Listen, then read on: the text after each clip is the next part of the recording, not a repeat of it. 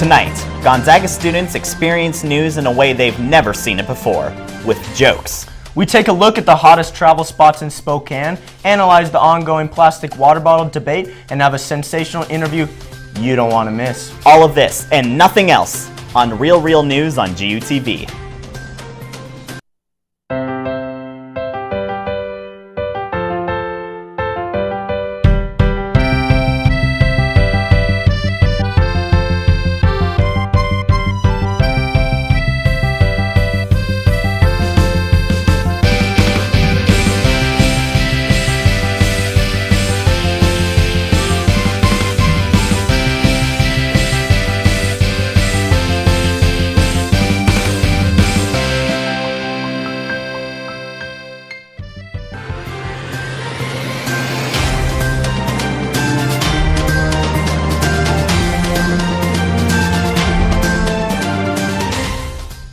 Hello and welcome to RRN. I'm Bradley Miller. And I'm Quinn Liebman. We have a lot of news to get through and not a lot of time to do it all, so let's just jump right into it.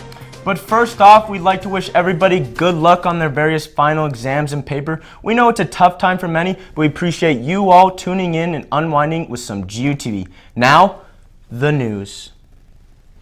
Breaking news recently, a Florida man was arrested at an Olive Garden after police said he caused a drunken disturbance and was shoveling spaghetti into his mouth with his hands. All right, here's a piece of advice. When you go to Olive Garden, you don't shove spaghetti into your mouth like a child. You shove handfuls of breadsticks into your mouth like an adult. They're already finger food and they're endless, so legally Olive Garden can't stop you. This whole incident coincides perfectly with Olive Garden's new slogan, "When you're here, you're under arrest." A recent study by some organization or a group or college, somewhere in the United States, they don't really tell us these things. This mystery study reveals that men with beards carry more germs than dogs, which begs the question, how dirty was Tim Allen in The Shaggy Dog? A woman was arrested at a Walmart in Wisconsin for unleashing her dog, pulling apart store displays, and placing them in her cart, screaming in the entryway of the store, attempting to perform karate moves on the police officers in the parking lot, and trying to kick out a police car window. And while all of that was happening, her son went to the back of the store, stripped down naked, stole some clothing, and tried to run over an officer with a scooter. And that's what you missed last week on HBO's Game of Thrones. A salmonella outbreak hit Washington state this last month, with residents reporting instances of vomiting, looking pale and white, and being bloated and nauseous 24 hours a day. So if you're out and about and trying to enjoy your day, be advised to be on the lookout for this man. Are you okay? All right. A Russian man tried to board an airplane naked, claiming to be more aerodynamic. As the man was removed from the flight, he also suggested that they remove the seats on the plane entirely and that they fire all the pilots and they do a lottery before every flight, with a random passenger being chosen to fly the plane.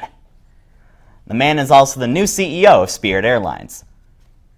As with every new school year, Gonzaga will begin offering new and exciting classes next semester, with a visual literacy minor offered alongside filmmaking classes here in this very building. The Department of Religious Studies will even be offering new classes next semester on different religions as well, such as Buddhism, Islam, and CrossFit.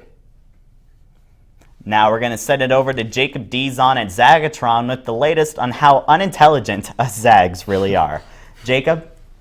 Thanks, Brad. A popular narrative in the U.S. is that college students give off a false sense of intelligence and don't really have any idea of what's actually going on in the world today. Our very own executive producer, Dean Saranac, decided to take the streets of Gonzaga and confirm this theory in the latest episode of Dean on the Street. Let's face the facts. Even though they're some of the most energetic and excited people in our country about voting, politics, foreign government, and whatever, the youth in the United States, especially here on college campuses, don't have a clue about what's going on in the world around them. So, as executive producer of today's program, I decided to hit the streets, and I decided to hit them with some hard-hitting questions about the things that are going on in the world today. And let's see what they know, or I guess see what they don't know, on this week's episode of Dean on the Street.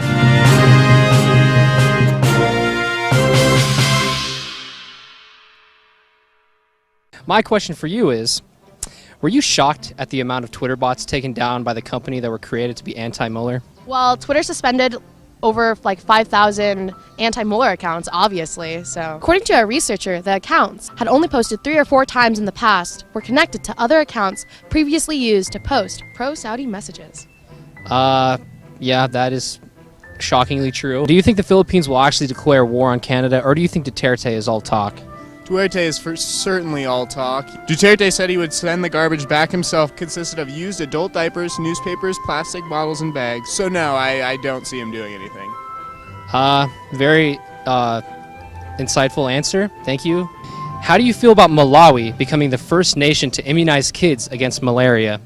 Well, they're using the first licensed vaccine to protect against the disease, so the disease kills about 435,000 people every year. The majority of them are children under 5 in Africa. How do they know so much about all of these? Brad, did you give them these questions ahead of time? No, I tried looking for really tough questions. They know the answers to every single one of them. Global warming, how is it affecting the wealth gap? Great question. Actually, did you know that tropical countries are suffering the most, even though they contribute the least? I did know that. You have anything more else you want to say? Yeah, can we actually put up a graphic right here? From 1961 to 2010, global warming decreased the per capita wealth in the world's poorest countries by about 17 to 30%.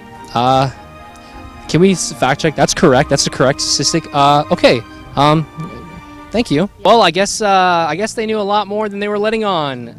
Some people were actually really specific with their answers, which kind of gets me thinking. Anyway, I guess America's youth are a lot more knowledgeable than we thought they were. For GUTV Real News, I'm Dean Saranac.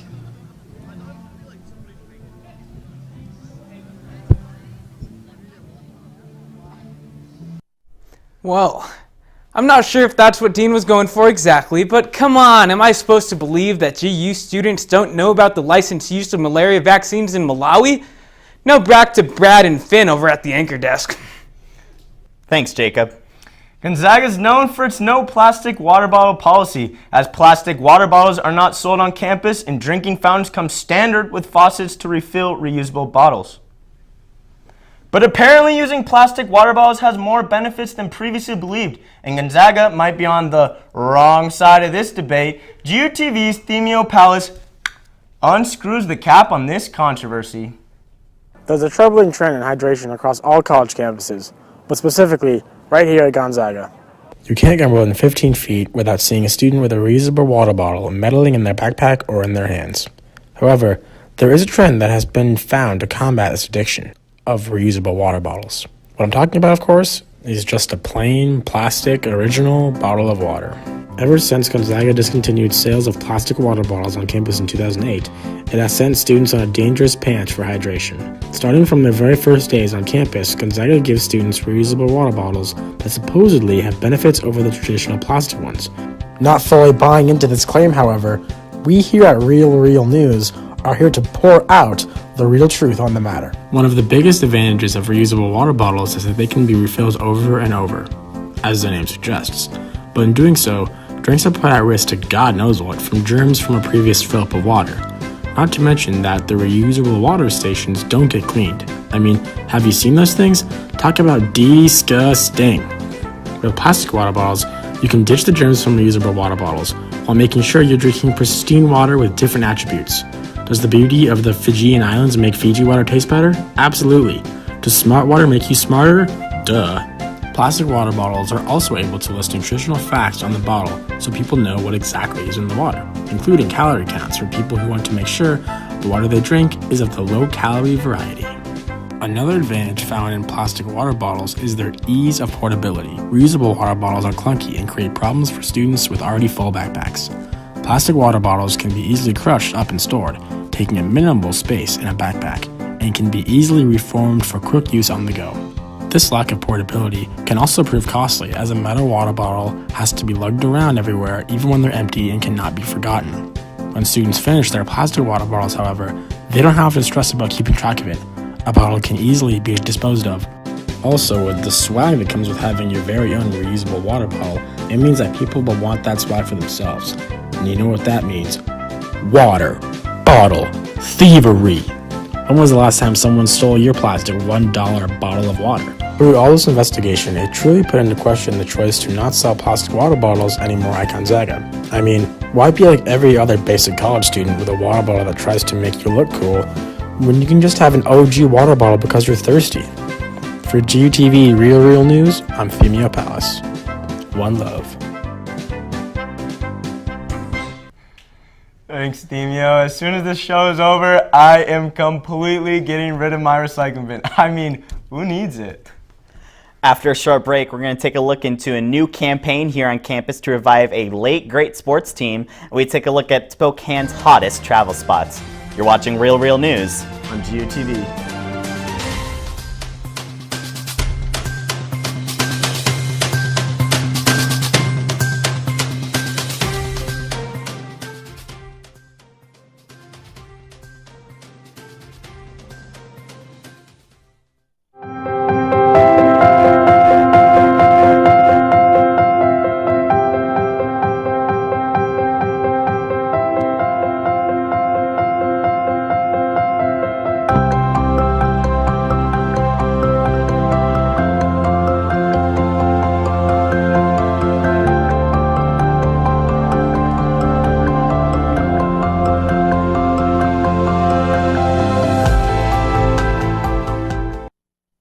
The experience that you have abroad is going to be as meaningful, I believe, as the effort that you put into it. I hope that what Study Abroad and what the Center for Global Engagement in particular does is that it opens up the whole campus to both differences and both that engagement, that willingness to change, and by doing that lift you up in a way that expands your mind and helps you engage the world in a different way.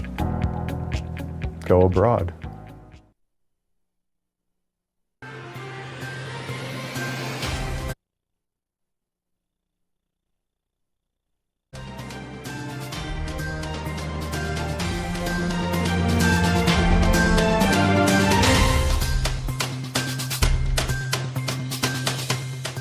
Oh, welcome back to Real News on GUTV. I'm Quinn Lehman. and I'm not. Brandon Clark, Rui Hachimura, Zach Norvell, and Killian Tilly have all declared for the NBA draft. They have also declared to run for President of the United States under the Democratic ticket. The Zags are running against presidential hopefuls Pete Buttigieg, Kamala Harris, Beto O'Rourke, Bernie Sanders, Kanye West, literally everyone in Vermont, your next door neighbor, the incoming freshman class, and GU President Thane McCullough. Oh, wait. Did they say Yeah. Yeah? Oh, okay. Yeah, I'll tell them. Okay, love you too. So, we actually can't confirm that last one, but it's out in the universe now, and I already ordered the t-shirts. So, with that, we're going to move over to Jacob Dizon with the latest on a new campaign to bring back Gonzaga's football team? They say football team. That's right, Brad. One of Gonzaga's lesser-known gems is our former football team, who played all the way back last in 1941. And Real News is excited to announce we have a special look into the campaign and the team and the man who's behind it all. We live in a world where achievements are celebrated. Champions of old are honored by the youth of today. As a member of Gonzaga University, nothing gives me more joy than seeing fellow Zags achieve greatness through sports. Hello, I'm Adrian Anderson, and I'm here to get Gonzaga's football team back. Gonzaga, we haven't had a football team since 1941. Now we've been unchallenged and undefeated since then. Not anymore. We need a team. Gonzaga has plenty of experience working with the NCAA. Adding a new sport where players still aren't allowed to be paid would only be second nature to the university. I propose the demolition of Madonna and CM. These two freshman dorms are very unneeded whatsoever on campus. Here is where we will erect a new stadium to honor our long history of strong competition through sports. For far too long, Gonzaga has neglected this amazing sport. But not anymore. Everyone, I say from now on, it's time to make Gonzaga great again at football. Patriotic uniforms will represent our Zags as leaders, scholars, and meatheads who are determined to bring a national championship to Spokane. The time is now. We must act. I'm Adrian Anderson. I'm Adrian Anderson. I'm Adrian Anderson, and I approve this message. Yeah, I think I'm going to stick to rooting for the basketball team. Thank you anyway, Adrian. That's it for me at Zagatron. Now back to Brad and Quinnifer over at the anchor desk. Thanks, Jacob. One downside of the football team coming back is that I'm going to have to remove unbeaten as a Gonzaga football player from my LinkedIn. Yeah, it's pretty sad. So sad. Aside from watching the Zags basketball team or future football team, Spokane has a fair share of attraction and sights to enjoy. Whether you prefer the serenity and innocent bliss of the outdoors or the bustling and eccentric energy of nightlife, Spokane has something for just about everybody. Just about everybody. GUTV's Chrissy Lubke has some of the hottest spots in Spokane. Gonzaga isn't the only gem that Spokane has to offer. Today we are going to the most exciting and invigorating places that we could find here in Washington's second largest city.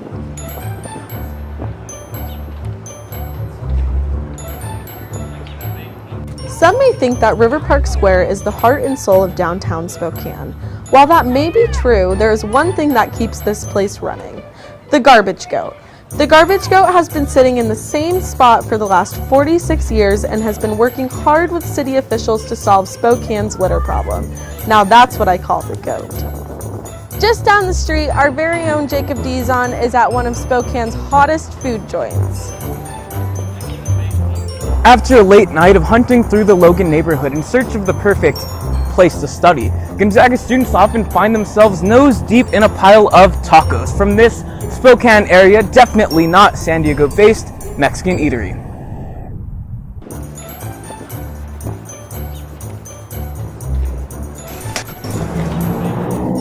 Their claim to fame is based on their motto, San Diego's best burrito, but as a San Diego native myself, I just think they don't compare. Never mind, this is way better. Off to Ian Portman with another thing closer to campus. Here at College Hall, my favorite spot on campus is this old elevator, also known as the Sketchavator. The Sketchavator is so old, it's probably older than my grandma, and she's dead. Shout out to Morgan P., class of 2013, alumni representing. This elevator is so popular that Disneyland based the Tower of Terror off of this elevator. And even some prospective GU students visited the Sketchavator over Joe Weekend. That's one way to start off your time here at Gonzaga. Thanks for coming around Spokane today. I hope you got to see some of our favorite places. That's all for me. For GUTV, I'm Ian Portman, and we'll see you next time. Guys, seriously, I think I'm stuck this time. Can you help? Seriously. Dude, you're like acting up today. Are you okay? Yeah, I'm good. Oh, we're live. Right there. Thank you, Chrissy. I know what I'm doing this weekend. Napping for 48 hours straight since it's the end of the semester.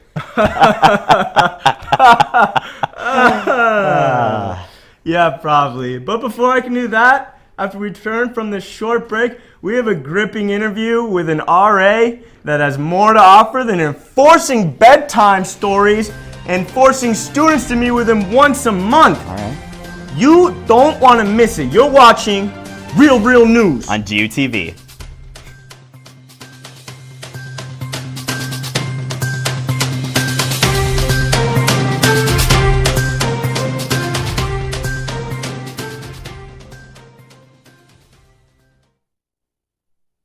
So, as a college student, I can't really have a pet of my own. But I want to do something to help out these, really neglected animals. I mean, we can't help all these animals, but every little effort goes a long way. Because, quite honestly, every animal deserves at least one happy day. What is faith? Where is God? If you have these questions, explore them in a CLC. My name is Bryce Rickers and I'm a CLC group leader. CLC stands for Christian Life Community. People can get out of CLC a sense of comfort, a sense of safety. To get involved with CLC, students can go right to the University Ministry Office. All groups are willing and ready to accept any new participants.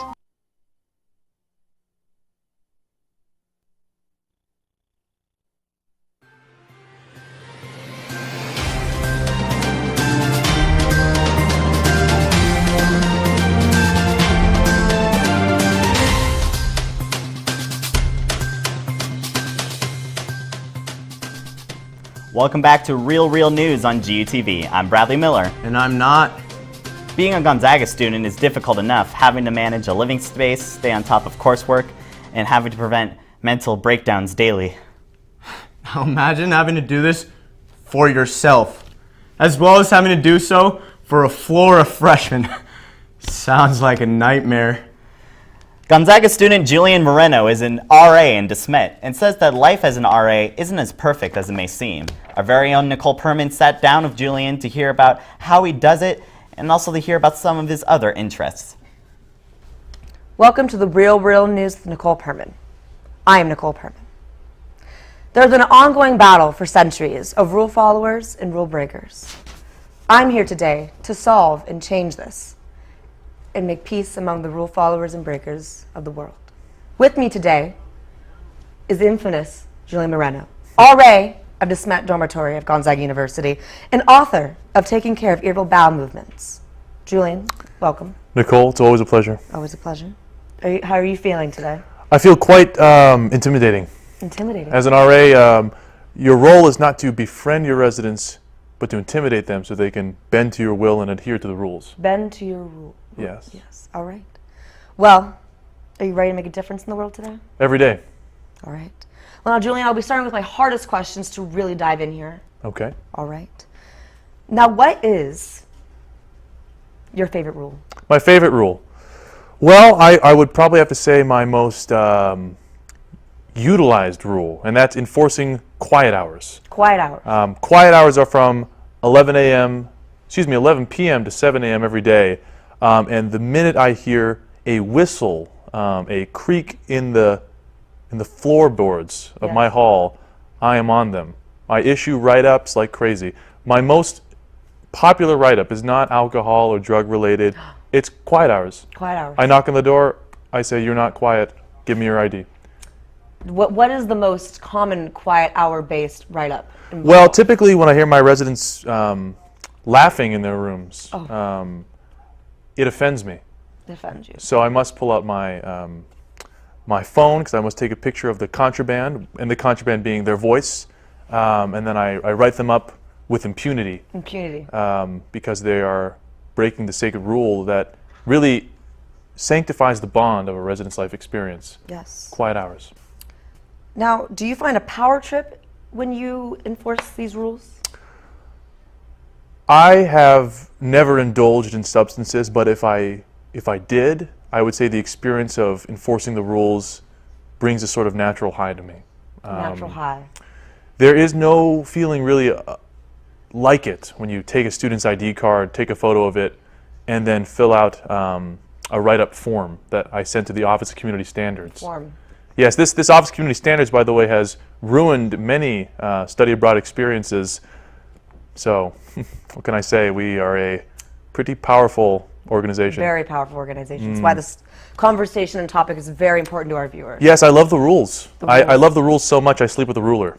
That is kind of my No, Julian, you just crack me up. Now, moving on. Do you enjoy ruining people's college experiences with these rules? I wouldn't say ruining. I would say editing their college experience. They come to me raw, young students, and I form them into the, how should I say, banisters of hope that I hope that they will be out in the real world. I like to mold them like clay. Like clay. Like clay. Pottery is not a skill, but when it comes to the pottery of life, I excel. Excel indeed. Now, let's move on to your book, because Yes. this is very important to our community of viewers. And Taking Care of Irritable Bowel Syndrome. yes. Now, would you like to show everyone the cover? Sure. This is the cover. Very good stuff here. I once suffered from gastronomical issues in the past.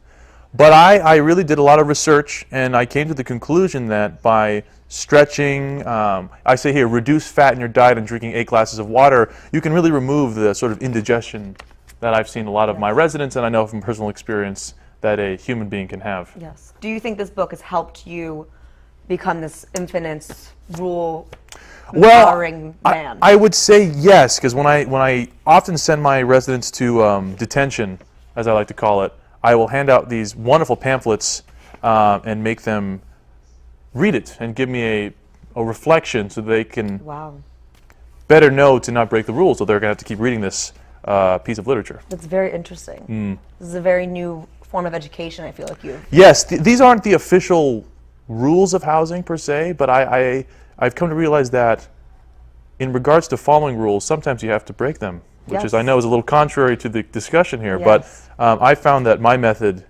is, shall I say, pristine. Pristine.